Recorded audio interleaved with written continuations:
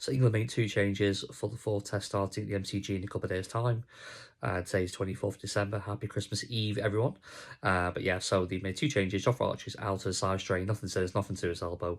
So yeah, he's out with the side strain, and Gus Atkinson comes back into the team. He'll slot at number 8, Carson at 9, Tonga at 10. Sorry, Jackson's playing, isn't he? You have to discuss that. So yeah, so 9 and 10. So a very deep batting lineup for this test match with Atkinson at 9, Carson 10, Tonga 11. But anyway, we'll get to Jackson in a bit. But yeah, Jofra Archer out, Atkinson back in. Hopefully we see Matthew Potts for the 5th test. I think he deserves a go at some point. He would have offered control as well.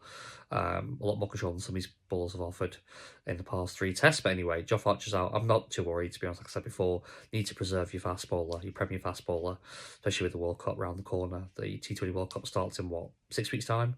So yeah, obviously, that's the thing with the cricketing landscape nowadays. One big series finishes and something big's around the corner, and now we've got a World Cup.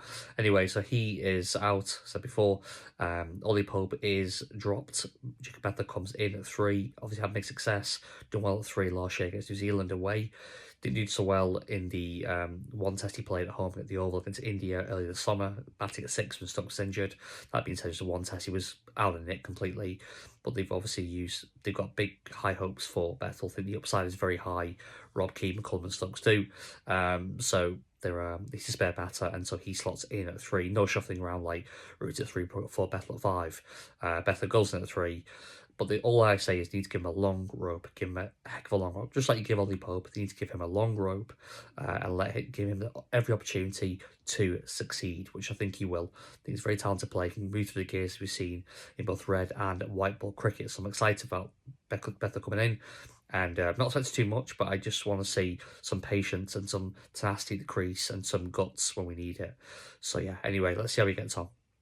And offers a little bit of part-time spin as well, left arm spin. But anyway, right, and speaking of spin, nice segue into Will Jacks retain his place. Sure, Bashir, that Project Bashir is woefully failed, to still not play him after everything's been talked about. I mean, this guy, horrendous record of Galley cricket, it's well documented.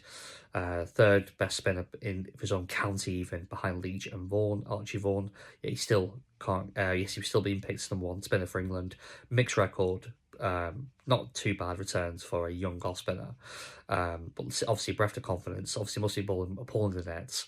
Was terrible in the warm-up games, but he's obviously said before lacking a lot of confidence right now.